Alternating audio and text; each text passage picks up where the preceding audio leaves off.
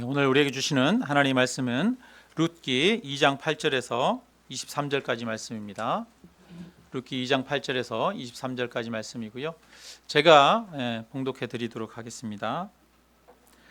보아스가 룻에게 이르되 내 딸아 들으라. 이삭을 주우러 다른 밭으로 가지 말며 여기서 떠나지 말고 나의 소녀들과 함께 있으라. 그들이 베는 밭을 보고 그들을 따르라. 내가 그 소년들에게 명령하여 너를 건드리지 말라 하였느니라. 목이 마르거든 그릇에 가서 소년들이 길어온 것을 마실지니라 하는지라. 룻이 엎드려 얼굴을 땅에 대고 절하며 그에게 이르되 나는 이방 여인이거늘 당신이 어찌하여 내게 은혜를 베푸시며 나를 돌보시나이까 하니, 보아스가 그에게 대답하여 이르되 내 남편이 죽은 후로 내가 시어머니에게 행한 모든 것과 내 부모와 고국을 떠나 전에 알지 못하던 백성에게로 온 일이 내게 분명히 알려졌느니라. 여호와께서 내가 행한 일에 보답하시기를 원하며 이스라엘의 하나님 여호와께서 그의 날개 아래 보호를 받으러 온 내게 온전한 상 주시기를 원하노라 하는지라. 룻이 이르되 내 주여, 내가 당신께 은혜 입기를 원하나이다. 나는 당신의 하녀 중에 하나와도 같지 못하오나 당신이 이 하녀를 위로하시고 마음을 기쁘게 하는 말씀을 하셨나이다 하니라. 식사할 때 보아스가 룻에게 이르되 이리로 와서 떡을 먹으며 내 떡 조각을 초에 찍으라 하므로 룻이 곡식 베는 자 곁에 앉으니 그가 볶은 곡식을 주매 룻이 배불리 먹고 남았더라. 룻이 이삭을 주우러 일어날 때 보아스가 자기 소년들에게 명령하여 이르되 그에게 곡식단 사이에서 줍게 하고 책망하지 말며 또 그를 위하여 곡식 다발에서 조금씩 뽑아 버려서 그에게 줍게 하고 꾸짖지 말라 하니라. 룻이 밭에서 저녁까지 줍고 그 주운 것을 떠니 보리가 한 에바쯤 되는지라. 그것을 가지고 성읍에 들어가서 시어머니에게 그 주운 것을 보이고 그가 배불리 먹고 남긴 것을 내어 시어머니에게 드리매 시어머니가 그에게 이르되 오늘 어디서 주었느냐, 어디서 일을 하였느냐, 너를 돌본 자에게 복이 있기를 원하노라 하니, 룻이 누구에게서 일했는지를 시어머니에게 알게 하여 이르되 오늘 일하게 한 사람의 이름은 보아스이니이다 하는지라. 나오미가 자기 며느리에게 이르되 그가 여호와께로부터 복 받기를 원하노라. 그가 살아있는 자와 죽은 자에게 은혜 베풀기를 그치지 아니하는도다 하고, 나오미가 또 그에게 이르되 그 사람은 우리와 가까우니 우리 기업을 물을 자 중에 하나이니라 하니라. 모압 여인 룻이 이르되 그가 내게 또 이르기를 내 추수를 다 마치기까지 너는 내 소년들에게 가까이 있으라 하더이다 하니, 나오미가 며느리 룻에게 이르되 내 딸아, 너는 그의 소녀들과 함께 나가고 다른 밭에서 사람을 만나지 아니하는 것이 좋으니라 하는지라. 이에 룻이 보아스의 소녀들에게 가까이 있어서 보리 추수와 밀 추수를 마치기까지 이삭을 주우며 그의 시어머니와 함께 거주하니라. 아멘. 네. 여러분, 룻기 2장에서 많이 나오는 단어가 은혜라고 하는 단어입니다. 은혜. 우리 한번 살펴볼까요? 2장 2절 우리 한번 함께 읽겠습니다. 2장 2절. 모압 여인 룻이 나오미에게 이르되 원하건대 내가 밭으로 가서 내가 누구에게 은혜를 입으면 그를 따라서 이삭을 줍겠나이다 하니, 나오미가 그에게 이르되 내 딸아 갈지어다 하매. 네. 내가 누구에게 은혜를 입으면 이라고 말합니다. 자, 10절 함께 읽습니다. 10절입니다. 룻이 엎드려 얼굴을 땅에 대고 절하며 그에게 이르되 나는 이방 여인이거늘 당신이 어찌하여 내게 은혜를 베푸시며 나를 돌보시나이까 하니. 네. 13절입니다. 13절. 룻이 이르되 내 주여, 내가 당신께 은혜 입기를 원하나이다. 나는 당신의 하녀 중에 하나와도 같이 못하오나 당신이 이 하녀를 위로하시고 마음을 기쁘게 하는 말씀을 하셨나이다 하니라. 여기도 보니까 은혜 입기를 원한다 이런 말이 나오죠. 20절 같이 읽습니다. 나오미가 자기 며느리에게 이르되 그가 여호와로부터 복 받기를 원하노라. 그가 살아있는 자와 죽은 자에게 은혜 베풀기를 그치지 아니하도다 하고, 나오미가 또 그에게 이르되 그 사람은 우리와 가까우니 우리 기업을 물을 자 중에 하나이니라 하니라. 아멘. 네, 은혜라고 하는 단어가 4번에 걸쳐서 반복해서 나오고 있습니다. 룻기에서 중요한 단어가 바로 이 은혜라고 하는 단어입니다. 은혜는 히브리 말로 헤세드라고 하는 단어로 표현할 수 있습니다. 그럼 헤세드 들어보셨죠? 네, 헤세드. 이것은 자비, 긍휼, 배려, 사랑 이런 말로도 표현할 수가 있습니다. 이것은 무엇에 대한 대가로, 노력에 의한 대가로 주어지는 것이 아니라 노력하지 않았는데 대가 없이 그저 베풀어 주는 것을 말하는 것입니다. 하나님이 우리에게 값없이 그저 베풀어 주신 사랑, 이게 바로 은혜이죠. 이것처럼 다른 사람들이 그럴 만한 자격이 없는데도 그저 배려해 주고 긍휼히 여겨 주고 또 나누어 주는 것을 은혜라고 그렇게 이야기합니다. 전통적인 유대인들은 이방인들을 무시했습니다. 이방인과 여인과 어린 아이들을 무시했습니다. 오늘 본문의 주인공 룻은 유대인들에게 멸시받을 만한 그런 모든 조건을 다 갖추고 있습니다. 룻은 모압 여인입니다. 이방인입니다. 거기에다가 어린 소녀입니다. 뿐만 아니라 그는 여자죠. 그러니까 그 당시에 무시할 만한 모든 조건을 다 갖추고 있는 사람이었습니다. 그녀는 이방 땅에 베들레헴의 낯선 곳에 와서 자기 자신이 천한 존재라고 여기면서 스스로 기가 죽어서 움츠러들 수도 있었습니다. 스스로 열등감에 빠져서 허우적거릴 수도 있습니다. 그러나 그렇게 그는 자기 자신을 비하하면서 그렇게 아무것도 하지 않고 있지 않습니다. 그는 자리에서 떨쳐 일어나 당장 무슨 일이든 해야 했습니다. 자신은 비록 힘이 없고 자격도 없고 비천하지만 누군가의 은혜를 입어서 밭에서 이삭을 줄 수 있기를 기대했습니다. 2절에 보면 그 어머니에게 말합니다.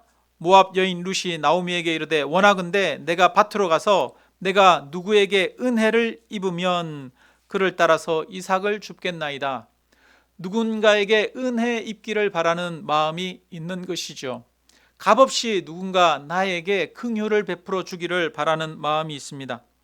그녀는 스스로 자기는 비천하고 자기는 이방 땅에 와서 누군가로부터 어떤 것을 정당하게 받을 만한 그런 대가를 받을 만한 그런 사람이 아니라는 것을 알고 있습니다.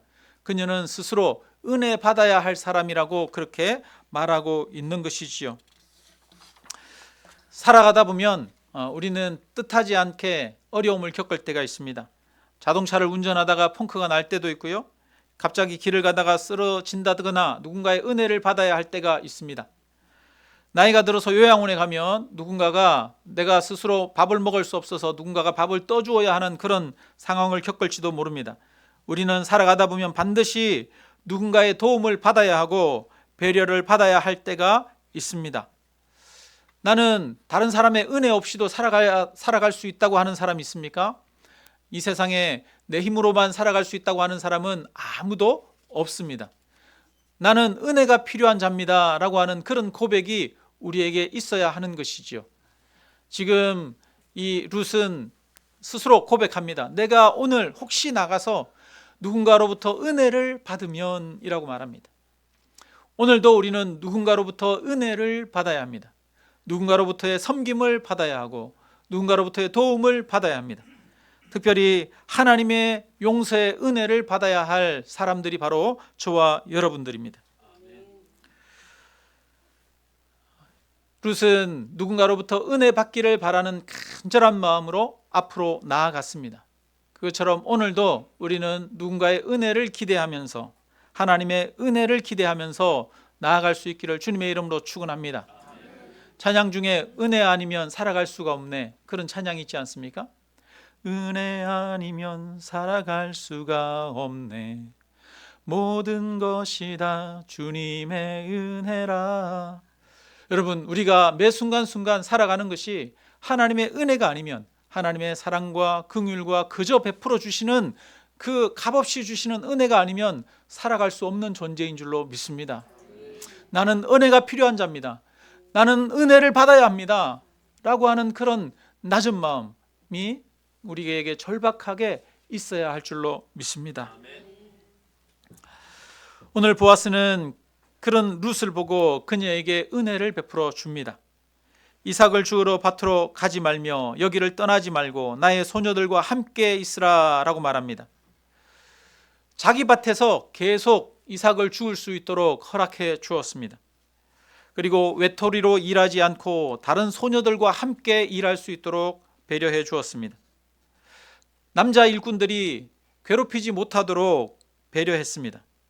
소년들이 길어온 귀한 물을 마시도록 배려했습니다.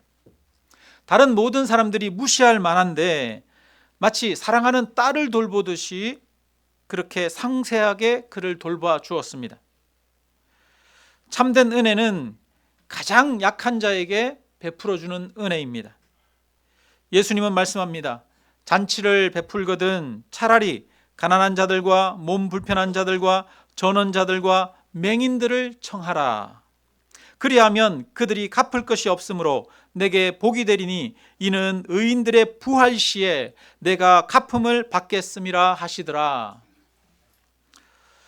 예수님은 잔치자리에 갚을 것이 없는 사람을 청하라고 합니다. 그런데 세상은 그렇지 않습니다. 세상은 갚을 것이 없는 사람을 청하는 것이 아니라 내가 주면 내가 준 만큼 받을 수 있는 사람을 청합니다. 정말 약한 사람을 세상은 청하지는 않습니다.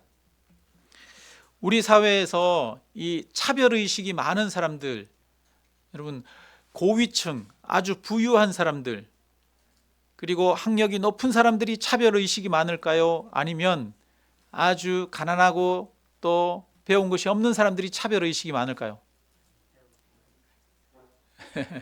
기사에 그런 기사가 있더라고요.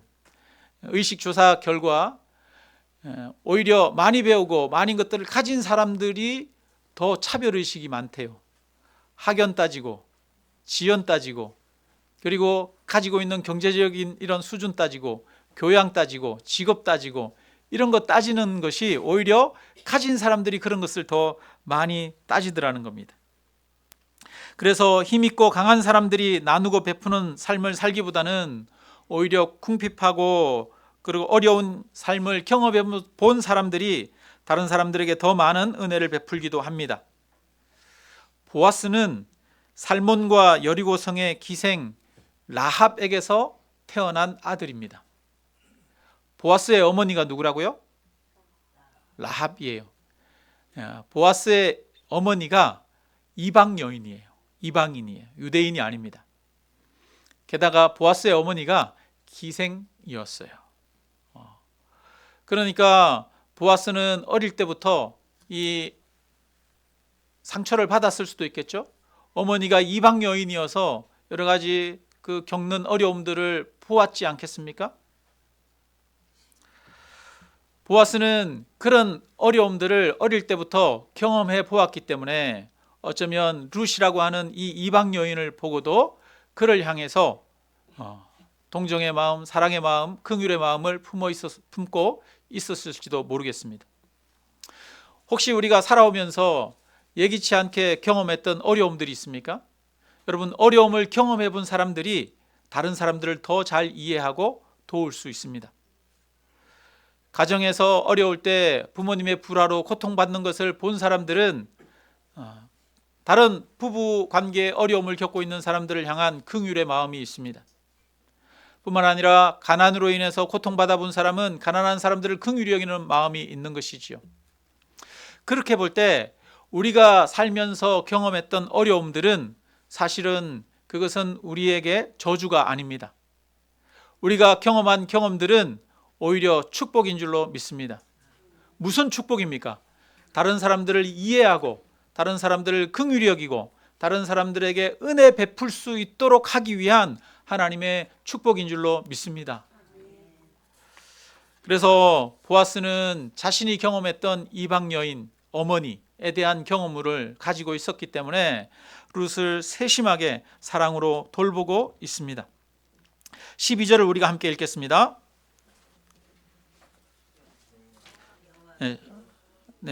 그 전에 한 가지만 더 말씀드립니다.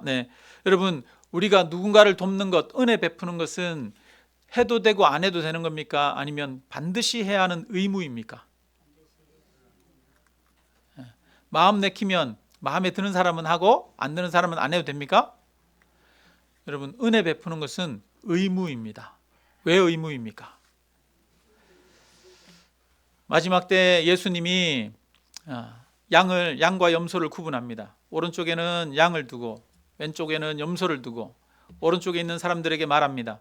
너희는 내가 헐벗었을 때 입혀주었고 내가 굶주렸을 때 먹을 것을 주었고 내가 갇혔을 때 나에게 찾아와 주었고 또 내가 외로울 때 나를 돌봐 주었다라고 말합니다.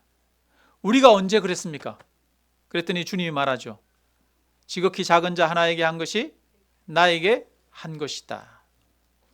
그러면서 오른쪽에 있는 자들, 지극히 작은 자 하나에게 은혜를 베풀었던 사람들에게 천국에 들어가도록 하시고 지극히 작은 자에게 은혜 베풀지 않은 자들에게 영벌에 처하게 하십니다. 그렇다면 여러분, 은혜 베푸는 것은 해도 되는 것입니까? 아니면 의무입니까? 아니면 선택사항입니까? 은혜 베푸는 것은 의무인 거예요. 의무. 해도 되고 안 해도 되는 게 아니에요, 성경에서는. 그러니까 이 룻이라고 하는 이방 여인에게 긍휼을 베풀어 주는 것, 사랑을 베풀어 주는 것은 의무인 것이죠. 해도 되고 안 해도 되는 게 아닌 거예요. 우리 12절을 같이 함께 읽습니다. 12절. 여호와께서 내가 행한 일에 보답하시기를 원하며 이스라엘의 하나님 여호와께서 그의 날개 아래 보호를 받으러 온 내게 온전한 상 주시기를 원하노라 하는지라. 보아스가 지금 하나님에 대해서 말합니다. 하나님은 그의 날개 그늘 아래 보호하시는 분이다, 이렇게 얘기하는 거죠. 하나님이 너를 그의 날개 그늘 아래 보호해 주시기를 원한다, 이렇게 말합니다. 여러분, 보아스는 하나님을 어떻게 인식하고 있어요? 하나님은 그 날개 그늘 아래에서 보호해 주시고 지켜주시는 분이라고 그렇게 보아스가 하나님에 대해서 알고 있는 거죠. 우리는 하나님에 대해서 어떻게 알고 어떻게 경험하고 어떻게 느끼는가가 중요합니다. 하나님을 무서운 심판자로 여기는 사람은 어떻게 할까요? 다른 사람을 향해서 비난하고 책망하는 심판자가 됩니다. 엄격해지기가 쉽습니다. 하나님이 나를 용서하시고 사랑하신 것을 경험한 사람은 다른 사람들을 향해서도 용서와 사랑의 마음을 가지게 됩니다. 보아스는 하나님이 자신을 보호해주는 그 날개 그늘 아래 품어주는 하나님을 경험한 것이지요. 그렇기 때문에 그도 말합니다. 하나님께서 너를 그 날개 그늘 아래 품어주시기를 원한다라고 말하는 것입니다. 지금 우리는 하나님을 어떻게 경험하고 있습니까? 하나님을 무관심한 하나님으로 경험합니까? 나의 기도에 전혀 응답하지 않으시고 멀리 있는 하나님처럼 그렇게 경험하십니까? 그렇다면 여러분은 무관심한 사람이 될 것입니다. 하나님의 사랑을 경험하고 있습니까? 하나님이 나의 곁에서 세밀하게 나와 함께 하시고 나의 삶을 인도하시고 돌보시는 그 하나님을 경험하고 있습니까? 그렇다면 저와 여러분도 다른 사람들에게 긍휼과 은혜를 베풀고 사랑을 베푸는 삶을 살게 될 것입니다. 우리는 다른 사람을 사랑하기 전에 먼저 하나님의 사랑을 경험해야 합니다. 다른 사람을 섬기기 전에 나를 섬겨주시는 하나님을 만나야 합니다. 하나님은 지금도 저와 여러분을 사랑하고 돌보고 계십니다. 오늘도 우리가 호흡하는 모든 것이 내 힘으로 얻은 것이 아니라 하나님이 거저 주신 은혜요 사랑인 줄로 믿습니다. 하나님은 오늘도 저와 여러분을 섬겨주십니다.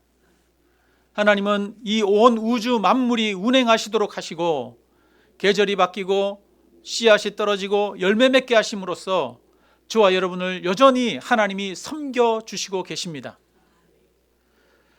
우리를 위해서 십자가에 죽어주시기까지 우리를 사랑하시고 섬겨주시는 분이 하나님이십니다.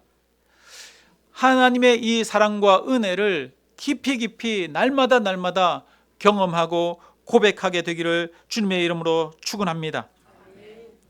우리는 하나님을 만나야만 하나님이 주시는 은혜로 사역도 하고 가정도 섬기고 자녀들도 섬길 수 있습니다. 하나님의 은혜와 사랑이 내 마음에 채워지지 않으니까 우리는 내 힘으로 하려고 하다 보니까 내 안에서 온갖 욕심이 나오고 온갖 잘못된 것들이 나오는 것이지요. 하나님의 은혜로 채워져야 우리 안에서 하나님의 사랑이 나오는 것입니다. 그것처럼 우리가 하나님을 어떻게 경험하느냐가 너무나 중요합니다. 오늘 우리는 하나님을 만나야 합니다. 오늘 우리는 하나님의 사랑이 내 마음에 채워져야 합니다. 하나님이 날 사랑하신다는 걸 지금 내 가슴에 그 은혜와 사랑이 깊이 느껴져야만 합니다. 은혜 없이는 우리는 아무것도 할 수가 없습니다. 은혜 없이는 생명을 살릴 수도 없고, 은혜 없이는 선한 일을 할 수도 없습니다. 은혜 없이는 사랑할 수도 없는 것이 우리입니다. 하나님의 은혜가 깊이 채워지는 역사가 있기를 주님의 이름으로 축원합니다. 우리 14절을 같이 읽겠습니다. 식사할 때 보아스가 룻에게 이르되 이리로 와서 떡을 먹으며 내 떡 조각을 초에 찍으라 하므로 룻이 곡식 베는 자 곁에 앉으니 그가 볶은 곡식을 주매 룻이 배불리 먹고 남았더라. 아멘. 보아스는 룻에게 점심자리에 초청합니다. 떡을 그냥 주는 게 아니라 내 떡 조각을 초에 찍으라고 말합니다. 이리 와서 여기 앉아서 같이 먹자고 말하는 것입니다. 이방 여인은 무리들과 함께 식사를 할 수 없습니다. 그런데 그를 여기 앉아서 함께 초에다가 떡을 찍으라 라고 말하는 것은 함께 교제할 수 있도록 허락을 해준 것입니다. 그냥 떡만 주었어도 큰 은혜를 베풀어 준 것인데 무리 가운데 들어와 교제할 수 있게 해준 것, 이거야말로 더 큰 은혜인 것이지요. 어릴 때 국어를 하러 다니는 거지가 동네에 있었어요. 시골 마을인데 가끔 이제 동네들 다니면서 먹을 것 구하는 국어를 하는 그런 거지들이 있었습니다. 그때는 집에서 밥을 먹고 있다가 거지가 오면 밥을 내줍니다. 그런데 어머니가 그 거지를 같은 상에 같이 앉히지는 않더라고요. 따로 먹을 거를 차려주지 같은 상에 앉게는 안 해요. 왜요? 꺼림직한 거죠. 꺼림직한 거예요. 유대인들도 이방인들을 같은 상에 앉게는 하지 않아요. 옛날에 우리 선조들은 그렇잖아요. 남자들 상, 여자들 상도 따로 있었잖아요. 집에서도 할아버지, 그 다음에 아버지, 그 다음에 뭐 손자는 같이 이렇게 먹는데 여자들은 따로 이렇게 해가지고 상 차려서 먹고 그러지 않았습니까? 뭐 그런 정도가 아니죠. 그런 정도가 아니에요. 이방인은 같이 그 자리에 앉을 수가 없는 거예요. 그런데 그런 보아스에게, 그런 룻에게 이리 와서 앉아서 떡을 초에 찍으라 라고 말하는 겁니다. 참된 긍휼과 배려는 필요한 것을 그냥 주는 것이 아닙니다. 필요한 것을 주는 것뿐만 아니라 그를 같은 사람으로 인정하고 그와 교제하고 그와 함께하는 것이 진정한 은혜이고 긍휼입니다. 예수님은 세리와 죄인들과 함께 먹고 마시고 함께 대화했습니다. 세리와 죄인들의 친구가 되었습니다. 예수님이 키 작은 삭개오, 그의 직업은 원래 세리지요. 유대인들이 다 죄인이라고 하며 함께 교제하지 않는 사람이었습니다. 그런데 키 작은 삭개오가 뽕나무에 올라가 있는데 예수님이 그 삭개오를 아시고 뽕나무 밑으로 찾아오십니다. 그리고 이 삭개오에게 말씀하십니다. 삭개오야, 내려오라. 내가 오늘 너의 집에 유하여야 하겠다라고 말합니다. 예수님이 하신 것은 죄인이라고 멸시천대하던 삭개오의 집에 가서 함께 먹고 마신 것입니다. 그를 같은 인간으로 그를 대해주고 교제한 것입니다. 예수님이 해준 것은 그냥 그와 교제한 거예요. 한 사람으로 받아준 거예요. 그랬는데 삭개오가 변화됩니다. 삭개오가 나의 재산 절반을 팔아서 가난한 자들에게 나누어 주겠습니다 라고 말하는 겁니다. 무엇이 삭개오를 변화시킵니까? 그를 한 사람으로 인정해주고 그와 함께 교제하고 또 그와 함께 먹고 마시는 것만으로도 이 삭개오를 변화시킨 거지요. 함께 교제하는 것이야말로 참으로 큰 긍휼이고 사랑입니다. 보아스는 이방 여인 룻을 교제의 자리로 초대합니다. 예수님은 세리와 죄인들을 교제의 자리로 초대합니다. 그렇다면 우리도 마땅히 교회 안에 있는 다른 사람들을 교제의 자리로 청해야 합니다. 교회 안에서도 서로 불편한 관계가 있을 수 있습니다. 사람들을 상대하는 것이 미숙하고 부족한 사람들이 있을 수 있습니다. 그러나 참된 그리스도의 공동체는 그런 사람들에게 교제의 손을 내미는 공동체입니다. 이리 와서 내 떡을 초에 찍으라고 교제의 손을 내밀어야 합니다. 우리가 서로에게 교제의 손을 내밀기를 주님의 이름으로 축원합니다. 나와 다르다고 교제의 손을 내밀지 않는 것이 죄악입니다. 교회 안에 서로 부족한 것이 없는 사람이 누가 있겠습니까? 우리 모두는 부족한 부분들이 다 있지 않습니까? 그렇지만 그 부족한 부분에도 불구하고 사랑하는 것이 참 신앙 공동체의 모습입니다. 세상은 서로 다르고 서로 마음에 안 들면 너 안 만나, 너 싫어 이렇게 말하면 끝입니다. 그러나 교회는 마음에 안 맞는 사람, 서로 다른 사람이 없는 곳이 교회가 아닙니다. 교회는 서로 다른 것이 있고 마음에 안 맞는 것이 있지만 그럼에도 불구하고 함께 교제하는 것이 교회인 것이죠. 우리 옆에 있는 분들에게 한번 말씀해 보겠습니다. 옆에 있는 분들, 집사님, 권사님 한번 불러보세요. 성도님, 이렇게 형제님 불러보십시오. 우리는 다른 게 참 많습니다. 이렇게 말해보세요.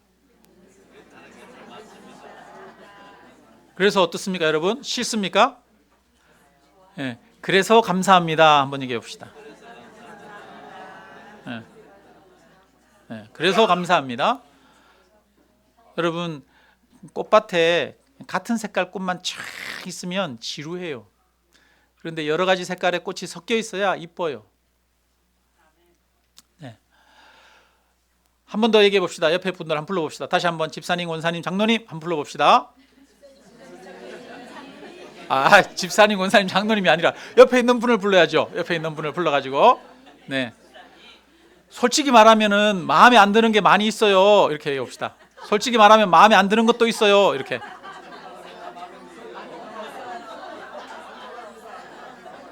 없어요? 그래도 사랑합니다. 이렇게 얘기해 봅시다.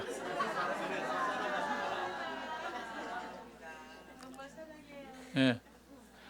마음에 안 드는 거 있어도 사랑하는 게 교회죠.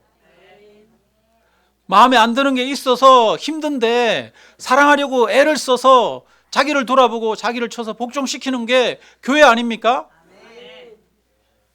세상과 다른 것은 서로 마음에 안 맞고 다른 것이 없는 것이 아니에요. 교회는 우리 인간은 어쩔 수 없이 다를 수밖에 없고 어쩔 수 없이 마음에 안 맞는 것이 있을 수밖에 없고 생각이 차이가 나는 것이지요.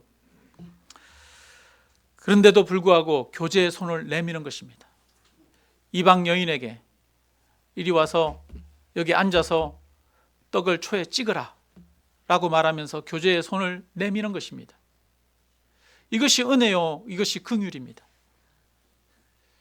여러분, 옆에 사람에게 다시 한번 악수하면서 얘기합시다. 내가 교제의 손을 내밉니다. 이렇게 얘기해 봅시다.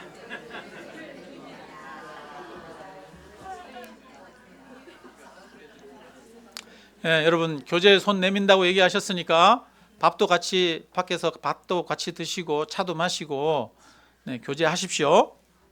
네, 네. 구분하지 말고 누구나 함께 교제하게 되기를 바랍니다. 우리 15절 16절 같이 읽습니다. 룻이 이삭을 주우러 일어날 때 보아스가 자기 소년들에게 명령하여 이르되 그에게 곡식 단 사이에서 줍게 하고 책망하지 말며 또 그를 위하여 곡식 다발에서 조금씩 뽑아 버려서 그에게 줍게 하고 꾸짖지 말라 하니라. 일꾼들 사이에서 일하라고 말합니다. 여러분, 곡식 단 사이에서 이렇게 있으면, 일꾼들 사이에서 일하면 거추장스럽죠. 일하는데 방해가 되죠. 그런데도 꾸짖지 말라 말합니다. 그런데 거기에다가 심지어는 이 추수하다가 그 다발에서, 곡식 다발에서 조금씩 빼가지고 흘려주래요. 야, 참 보아스 지혜롭죠. 보아스가 룻에게 이렇게 말하지 않습니다. 야, 힘드니까 여기 앉아 쉬어. 가만히 있어. 집에 갈 때 내가 한 보따리 줄게. 이렇게 말하지 않아요. 그렇게 할 수도 있잖아요, 그죠? 우리 같으면 어떻게 하겠습니까? 야, 고생스러운데 그거 땡볕에 일하지 말고 그냥 쉬고 있어. 내가 이따가 좀 줄게. 이렇게 말할 수도 있지 않습니까? 그런데 적선하듯이 그렇게 도와주지 않습니다. 룻의 자존심이 상하지 않도록 세심하게 배려해서 몰래 곡식 단 사이에서 빼서 곡식을 버리라고 말합니다. 스스로 일해서 자립하고 성취감과 자부심을 가질 수 있도록 배려해 주는 것이지요. 이 룻의 자존심마저도 상하지 않게 배려해 주는 겁니다. 여러분, 적선하듯이 오늘 뭔가를 줬어요. 그러면 여러분, 그 다음 날도 갔는데 또 줬어요. 그러면 그 다음 날 또 갈 수 있어요? 없거든요. 계속 올 수 없습니다. 여러분, 어디 갔는데 계속 도움을 받아. 그러면 가기가 힘들어져요. 그죠? 그러니까 계속 여기 와서 이 밭에서 이삭을 주울 수 있도록 지속적으로 그를 돌보기 위해서 하는 방법이 적선하듯이 그냥 준 게 아니라 몰래 이삭을 빼서 버리라고 하는 거예요. 그러니까 지속적으로 그를 돌보는 겁니다. 뿐만 아니라 그의 마음까지도 돌보는 것이지요. 누군가에게 사랑을 베풀고 은혜를 베푸는 것은 생색내며 자랑하는 것이 아닙니다. 그 사람의 마음까지 지켜주는 것이 성숙한 배려이고 사랑인 것이죠. 룻이 밭에서 저녁까지 줍고 주운 것을 떠니 보리가 한 에바쯤 되었더라 말합니다. 한 에바는 약 22리터, 한 말 정도 됩니다. 한 말, 22리터. 말통으로 한 말 정도. 시어머니 나오미가 그것을 보자마자 말합니다. 어디서 주었느냐? 오늘 어디서 일했느냐? 너를 돌본 자에게 복이 있기를 원하노라. 이렇게 말해요. 그러니까 나오미는 이게 오늘 주운 양이 그냥 보통 사람들이 주울 수 있는 양이 아니라 특별하게 배려를 받아서 이 주었던 양인 것을 알 수 있었던 것이죠. 그래서 너를 돌본 자에게 복이 있기를 원한다라고 말합니다. 시어머니는 이 룻이 누군가로부터 은혜를 입었다는 것을 단번에 알아보았습니다. 그리고 룻이 보아스의 밭에서 일했다고 대답합니다. 그러자 나오미가 말합니다.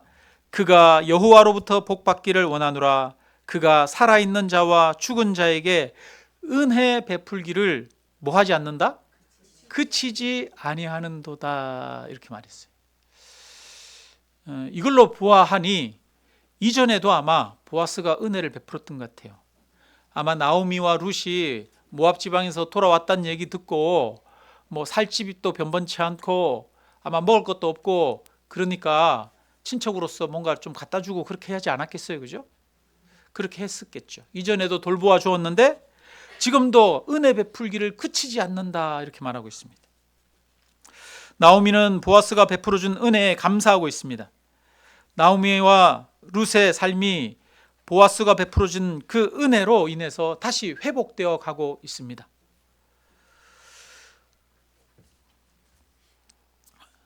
나오미는 모든 것을 잃어버린 텅 빈 삶이었습니다. 그런데 그 텅 빈 삶이 이제 채워지기 시작하고 회복되기 시작했습니다. 무엇이 나오미와 룻의 삶을 회복시켜 줍니까? 값없이 베풀어주는 은혜가 룻과 나오미를 회복시켜 줍니다. 그래서 우리에게도 서로가 서로에게 은혜 베풀기를 그치지 않는 그런 공동체가 필요합니다.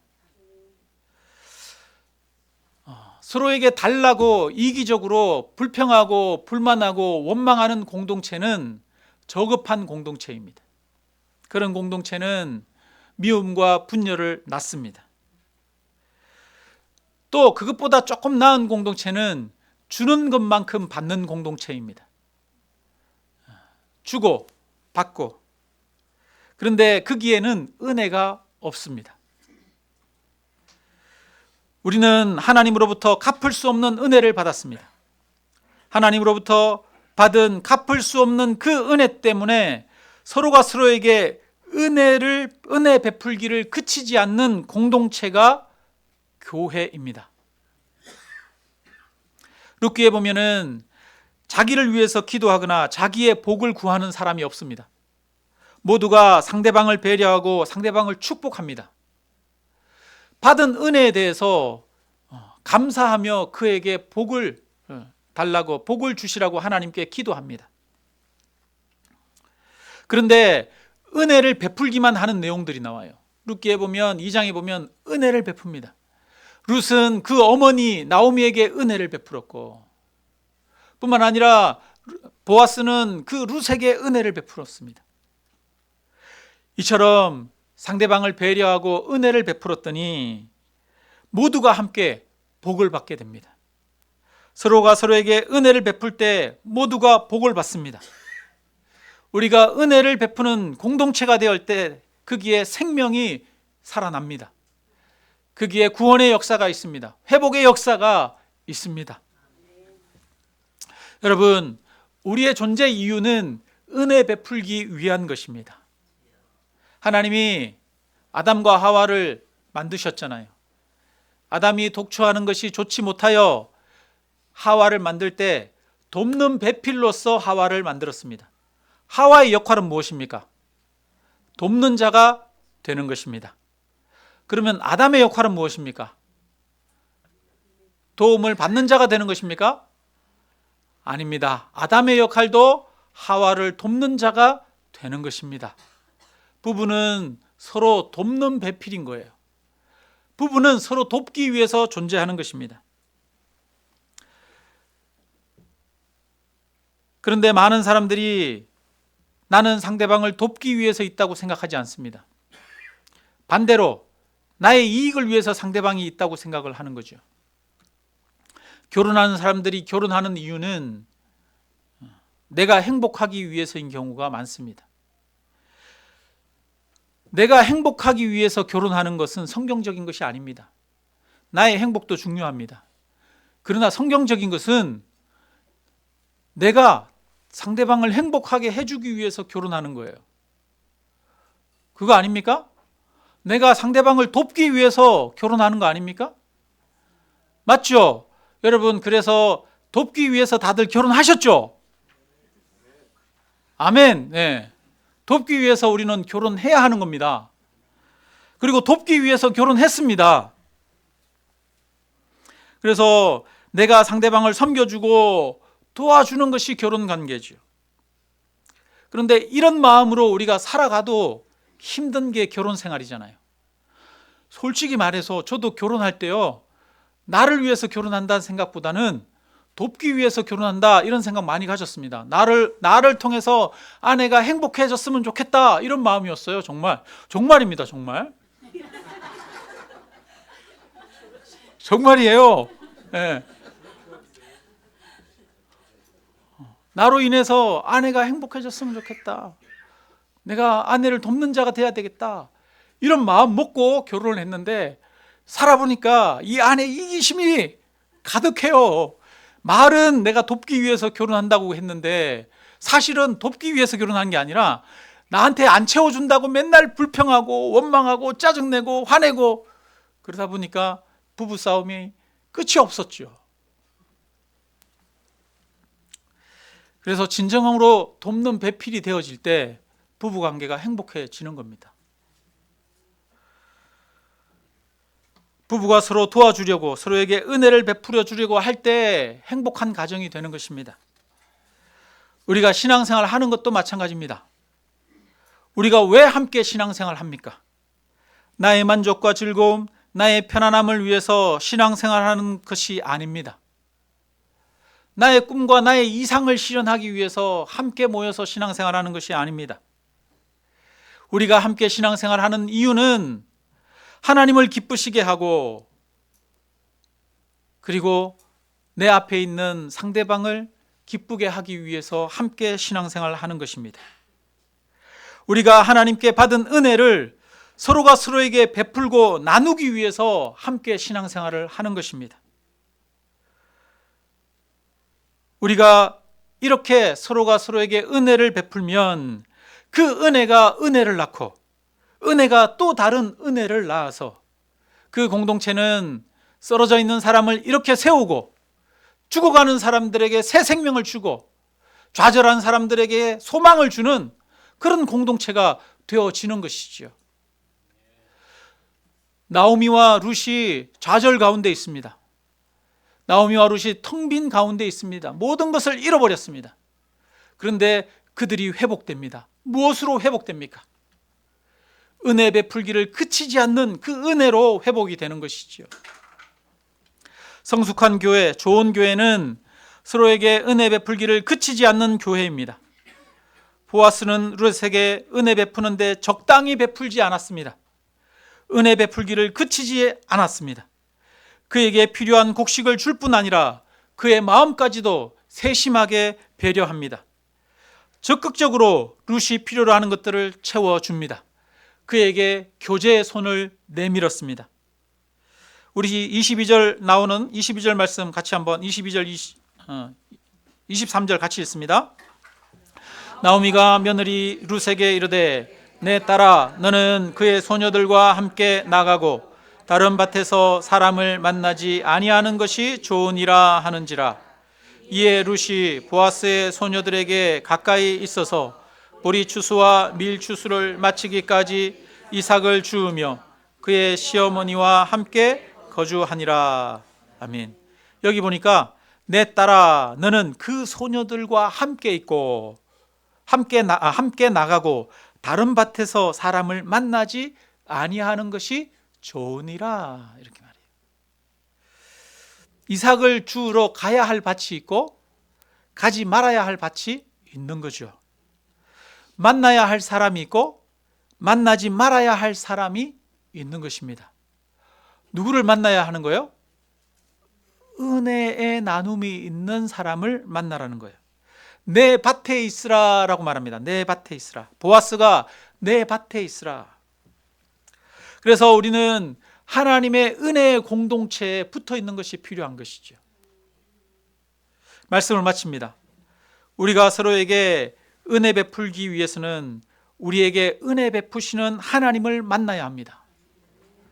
하나님의 사랑, 하나님의 놀라운 긍휼과 은혜를 이 시간 깊이 십자가를 통해 경험하는 우리가 되기를 주님의 이름으로 축원합니다.